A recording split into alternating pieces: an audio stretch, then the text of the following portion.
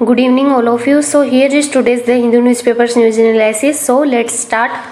तो जो सबसे पहली न्यूज़ दी गई है वो रसिया के S-400 सिस्टम के बारे में है जो इंडिया के द्वारा खरीदा गया है और इसे सिंबल ऑफ इंडियन सोवरेनिटी का प्रतीक बताया है रसिया ने। और अगर बात करें S-400 सिस्टम की तो ये एक mobile surface to air missile system है और रसिया के द्वारा डिज़ाइन किया गया है। और जो अमेरिका उससे रिलेटेड एक काफ़ी इंपॉर्टेंट टर्म दी गई है वो है countering America's adversaries through sanction act. तो ये ध्यान रखिएगा, ये लाया गया था 2018 में और ये रिलेटेड है अमेरिका से। और अगर बात करें थर्ड की तो इसकी फुल फॉर्म होती है terminal high altitude area defence system. तो जो थर्ड सिस्टम है वो अमेरिका से रिलेटेड है, तो ये ध्यान रखिएगा। तो जो थर्ड सिस्टम है terminal high altitude area defence system वो इंगेज करता है all type of aerial targets जिनमें शामिल है एयरक्राफ्ट, अनमेन्ड एरियल व्हीकल। तो जो अनमेन्ड एरियल व्हीकल है इसकी जो फुल फॉर्म आपसे पूछी जैसे यूएवी की फुल फॉर्म क्या है तो वो है अनमेन्ड एरियल व्हीकल्स, तो ये ध्यान रखिएगा। इसके अलावा जो बैलिस्टिक और जो क्रूज मिसाइल्स है उनको भी टारगेट कर सकता है जिनकी रेंज जो 400 किलोमीटर तक होती है और जो इनका एल्टीट्यूड एरिया वो होता है 30 किलोमीटर तक, उनको टारगेट कर सकती है। इसके अलावा अगर बात करें ब्रह्मोस क्रूज मिसाइल की तो ये और इंडिया का और रसिया का एक जॉइंट इनिशिएटिव है। तो इसमें जो ब्रह्मोस है, ब्रह्म तो लिया गया है ब्रह्मपुत्र रिवर है जो इंडिया की उससे, और जो मोस है वो मोस्को रिवर है रसिया की, उससे लिया गया है इसका नाम। और अगर बात करें एक्सरसाइज इंदिरा है तो एक्सरसाइज इंदिरा है वो इंडिया और रसिया के बीच में है। आगे चलते हैं। आगे एक इम्पोर्टेंट इंटरनेशनल ऑर्गेनाइजेशन दिया गया है इसी न्यूज़ में, तो वह है नाम नॉन अलाइनमेंट मूवमेंट जो कि फॉर्म किया गया था during cold war as a organization of states that did not seeks to formally align themselves with either the US and Soviet Union. यानी कि जो कोल्ड वार के समय जो दो ग्रुप बन गए थे पूरे वर्ल्ड में, एक जैसे अमेरिका हो गया दूसरा रसिया हो गया, तो अगर कोई ग्रुप जो दोनों ग्रुप में किसी में भी अगर शामिल नहीं होना चाहता था तो वो नाम के अंतर्गत आता था। तो इंडिया ने भी नाम का काफ़ी सपोर्ट किया था और इंडिया नाम का मेंबर भी है, तो ये चीज़ आप ध्यान रखिएगा। इसके अलावा जो इसका बेसिक कॉन्सेप्ट निकल के आया था वो निकल के आया था 1955 में जो एशिया अफ्रीका जो बांडुंग कॉन्फ्रेंस हुई थी इंडोनेशिया में उससे। और जो बात करें अगर फर्स्ट इसकी सबमिट की तो वो हुई थी 1961 में यूगोस्लाविया बेलग्रेड में, तो बेलग्रेड आप ध्यान रखिएगा। और अगर बात करें प्रेजेंट टाइम की तो 2018 तक इससे ऑर्गेनाइजेशन में 120 मेंबर्स जुड़े हुए हैं जिसमें सबसे ज़्यादा अफ्रीका से हैं जो हैं 53। इसमें एक जो इम्पोर्टेंट डिक्लेरेशन है वो आप ध्यान रखिएगा, वो है हवाना डिक्लेरेशन ऑफ 1979। जो हवाना डिक्लेरेशन है वो इंश्योर करती है the national independence, sovereignty, territorial integrity और security of non aligned countries. तो ये आप ध्यान रखिएगा कि जो हवाना डिक्लेरेशन है वो किससे रिलेटेड है। आगे चलते हैं। आगे एक और काफ़ी इम्पोर्टेंट ऑर्गेनाइजेशन इसी न्यूज़ में दे रखा है जो रसिया वाली है उसमें, वो है SCO यानी कि संघाई कॉरपोरेशन ऑर्गेनाइजेशन, जिसे संघाई पैक्ट के नाम से भी जाना जाता है, जो कि एक Eurasian political economic and security alliance है। यूरेशियन यानी जिसमें यूरोप और एशिया दोनों जो कॉन्टिनेंट है उनकी कंट्रीज शामिल है। इसके अलावा ये वर्ल्ड्स लार्जेस्ट रीजनल ऑर्गेनाइजेशन है इन जियोग्राफिकल स्कोप और पॉपुलेशन, और जो पॉपुलेशन कवर करती है वो करती है 3/5 ऑफ यूरेशियन कॉन्टिनेंट्स। और जो वर्ल्ड की जो पॉपुलेशन है वो जो 40% पॉपुलेशन है वर्ल्ड की वो ये जो ऑर्गेनाइजेशन है SCO वो कवर करता है। इसके अलावा अगर बात करें GDP की तो 20% ऑफ जो ग्लोबल GDP है उसका जो शेयर है वो SCO में है, तो ये ध्यान रखिएगा। आगे चलते हैं। तो जो SCO है इसमें जो सक्सेसर है उनको संघाई 5 के नाम से भी जाना जाता है, जो कि एग्रीमेंट फॉर्म किया गया था 1996 में, जिसमें शामिल है चाइना, कजाकिस्तान, किर्गिस्तान, रसिया और तजाकिस्तान। और जो इसे फॉर्म किया गया था वो किया गया था 15 जून 2001 में। इसके अलावा जो संघाई कॉरपोरेशन ऑर्गेनाइजेशन है इसका जो हेडक्वार्टर है वो है बीजिंग में, और जो इसके मेंबर्स हैं उनमें है China, India, Kazakhstan, Kyrgyzstan, Pakistan, Russia, Tajikistan और उज्बेकिस्तान। एससीओ से रिलेटेड एक काफ़ी इंपॉर्टेंट टर्म है, वो है रेट्स यानी regional anti terrorist structure of Shanghai cooperation organisation, जो कि एक परमानेंट बॉडी है एससीओ की। तो ये ध्यान रखिएगा कि जो रेट्स है वो किससे रिलेटेड है, तो वो संघाई कोऑपरेशन ऑर्गेनाइजेशन से रिलेटेड है। तो ये आप ध्यान रखिएगा। आगे चलते हैं।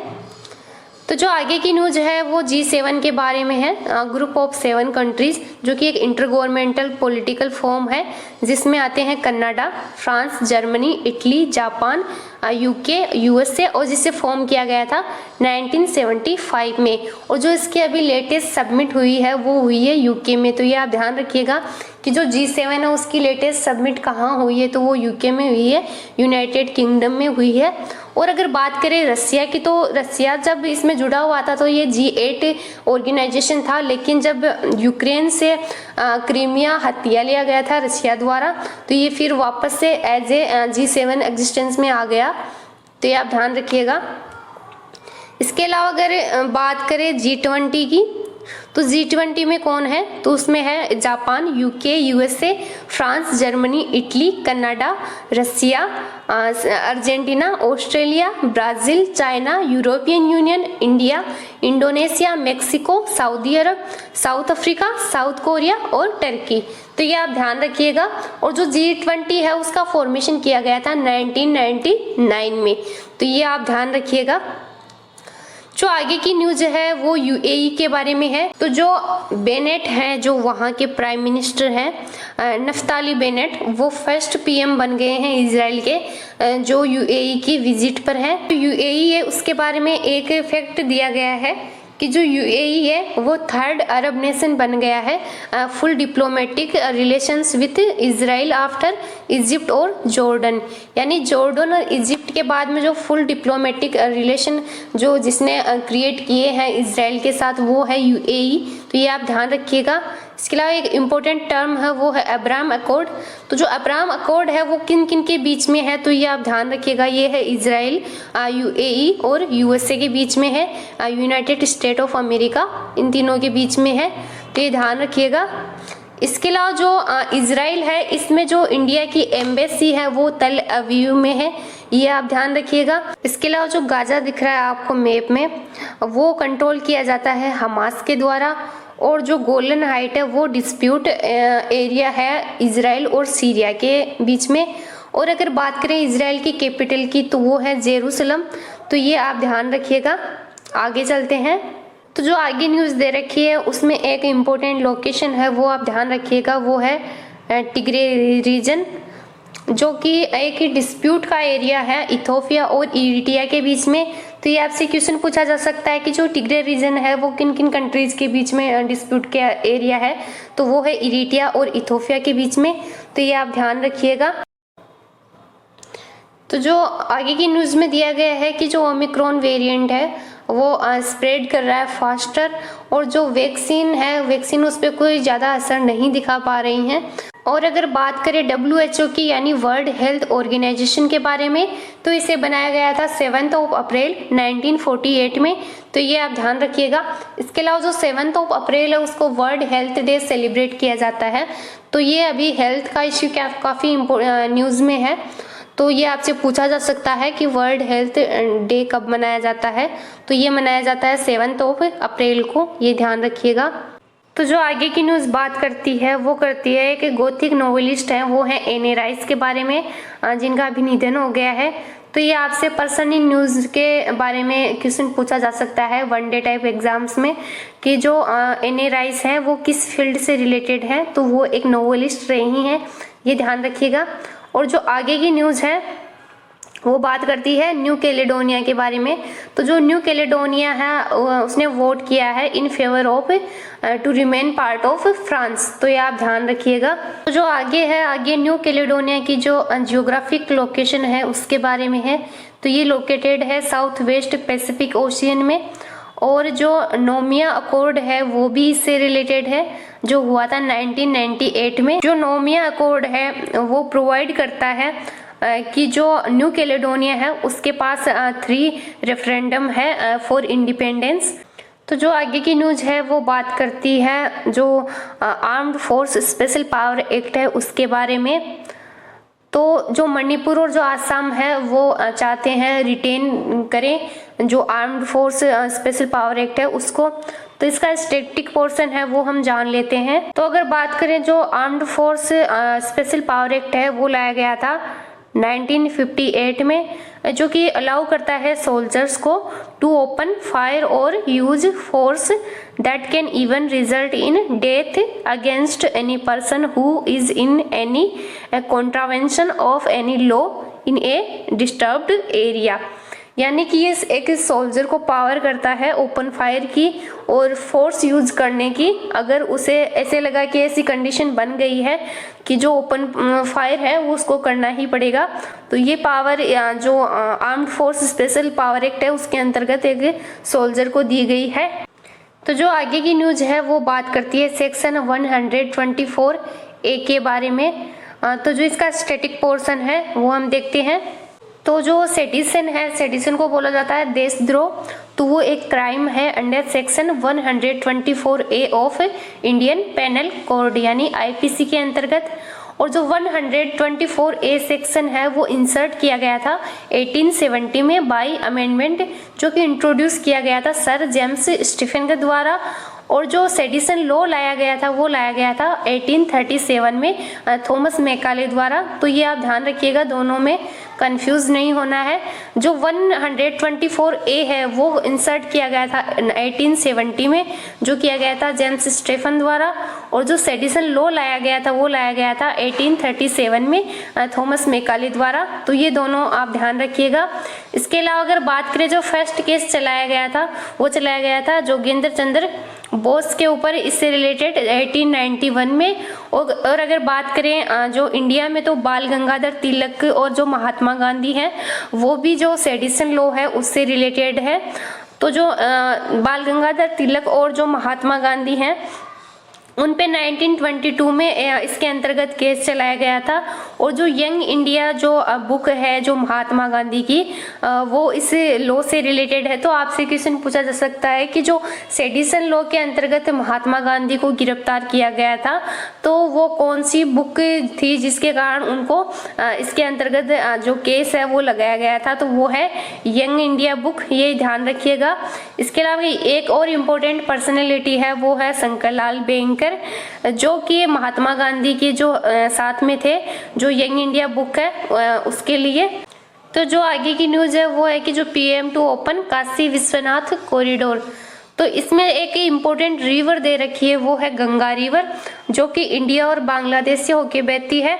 और जो इसका ओरिजिन है वो है उत्तराखंड में। और जब ये बांग्लादेश में प्रवेश करती है तो इसे पद्मा बोला जाता है। और जब पद्मा और जो ब्रह्मपुत्र दोनों मिल जाती हैं तो इसको मेघना बोला जाता है। तो ये चीज़ ध्यान रखिएगा। तो जो मेघना है वो है पद्मा और जो ब्रह्मपुत्र रिवर है दोनों मिल जाती है तो उसको मेघना बोल देते हैं। और जो गंगा रिवर है वो बांग्लादेश में प्रवेश करती है तो उसी को फिर पद्मा के नाम से जाना जाता है। तो ये फैक्ट आप ध्यान रखिएगा। तो जो आगे है, आगे इंपॉर्टेंट एडिटोरियल्स दिए हुए हैं। तो एडिटोरियल्स में जो इंपॉर्टेंट फैक्ट है वो मैं आपको बताने वाली हूँ। तो जो फर्स्ट एडिटोरियल है वो कोविड-19 के बारे में बात करता है। तो जो पोस्ट जो पेंडेमिक है वो इकोनॉमिक ग्रोथ कितना हुआ है उसके बारे में है। तो इसमें कुछ ऐसा फैक्ट नहीं है जो एग्जाम के रिगार्डिंग इम्पोर्टेंट हो। आगे चलते हैं। तो जो आगे का एडिटोरियल है वो काफ़ी ज़्यादा इम्पोर्टेंट है। वो बात करता है evolution and framing of the constitution, यानी जो इंडियन कॉन्स्टिट्यूशन है वो कैसे बना था उसके बारे में है। तो इसमें जो इम्पोर्टेंट फैक्ट है वो मैं आपको बताने वाली हूँ। फर्स्ट वो है कि जो कॉन्स्टिट्यूशन डे है वो सेलिब्रेट किया जाता है 26 नवंबर को, ये ध्यान रखिएगा। इसके अलावा जो पंडित जवाहरलाल नेहरू है जो लीडर रहे हैं इंडियन नेशनल कांग्रेस के, उन्होंने डिमांड की थी 1935 में कि एक असेंबली होनी चाहिए जो फ्रेम कर सके इंडियन कॉन्स्टिट्यूशन को आफ्टर इंडिपेंडेंस, ये ध्यान रखिएगा। और जो कॉन्स्टिट्यूशन है वो कंप्लीट किया गया था नवंबर 1949 में और अडॉप्ट किया गया था 26 नवंबर को 1949 में। तो जो इसीलिए ही 26 नवंबर को कॉन्स्टिट्यूशन डे सेलिब्रेट किया जाता है, क्योंकि इस दिन जो इंडियन कॉन्स्टिट्यूशन है उसको अडॉप्ट किया गया था और जो इफेक्ट में लाया गया था वो लाया गया था 26 जनवरी 1950 को। तो इस दिन जो इफेक्ट में लाया गया, तो ये जो डेट है 26 जनवरी, ये काफ़ी इम्पोर्टेंट है इन इंडियन हिस्ट्री। तो क्योंकि इसी दिन जो 1930 में जो इंडियन नेशनल कांग्रेस है उसने डिक्लेयर किया था पूर्ण स्वराज्य। तो ये ध्यान रखिएगा कि जो 26 जनवरी है उसी दिन को जो कॉन्स्टिट्यूशन है वो इफेक्ट में क्यों लाया गया था, क्योंकि उसी दिन जो 1930 में जो पूर्ण स्वराज्य है वो डिक्लेयर किया गया था इंडियन नेशनल कांग्रेस के द्वारा। तो ये ध्यान रखिएगा। आगे जो प्रियम्बल है उसके जो वर्ड्स हैं जो स्टार्टिंग के उसके बारे में, तो वो है we the people of India. तो ये क्वेश्चन आपसे पूछा जा सकता है कि जो इंडियन कॉन्स्टिट्यूशन की जो प्रियम्बल है उसके जो शुरुआती जो शब्द हैं वो क्या है, तो वो है we the people of India. और अगर बात करें प्रियम्बल की, तो जो इंडिया ने जो प्रियम्बल ली है वो ली है यूएसए से, ये ध्यान रखिएगा। और जो प्रियम्बल है वो इंडियन कॉन्स्टिट्यूशन का पार्ट है, ये भी ध्यान रखिएगा। और एक इम्पोर्टेंट आर्टिकल है वो दिया गया है, वो है 142 आर्टिकल। तो ये बात करता है कंसेप्ट ऑफ कंप्लीट जस्टिस। तो जो आगे का एडिटोरियल्स है उनमें जो फर्स्ट एडिटोरियल है वो बात करता है जूलियन असांज के बारे में, जो एक काफ़ी इम्पोर्टेंट पर्सन रहे हैं, जो बात करते हैं प्रेस की जो फ्रीडम की बात करते हैं। तो उनको अभी यूके से यूएसए में ट्रांसफ़र करने को लेके ये एडिटोरियल लिखा गया है। तो इसमें जो सेकंड एडिटोरियल है वो लिखा गया है डेमोक्रेसी के बारे में। तो डेमोक्रेसी से रिलेटेड एक अब्राहम लिंकन की एक पॉपुलर डेफिनेशन है, वो है जनता के द्वारा जनता के लिए शासन। तो ये ध्यान रखिएगा, ये कोटेशन काफ़ी एग्जाम्स में पूछी जाती है कि ये जो डेफिनेशन दी गई है डेमोक्रेसी की वो किसके द्वारा दी गई है, तो वो अब्राहम लिंकन के द्वारा दी गई है। आगे का जो एडिटोरियल है वो बात करता है जो अभी चीफ ऑफ डिफेंस स्टाफ जो जनरल विपिन रावत का जो चॉपर क्रैश हुआ था उसके रिगार्डिंग है कि जो पायलट्स हैं उनको अच्छे से ट्रेनिंग दी जानी चाहिए, उसके बारे में है। तो इसमें कुछ ऐसा फैक्ट नहीं है जो एग्ज़ाम के रिगार्डिंग इम्पोर्टेंट हो। तो आज के लिए बस इतना ही। वीडियो अच्छी लगी तो लाइक कीजिएगा, शेयर कीजिएगा और चैनल को सब्सक्राइब कीजिएगा।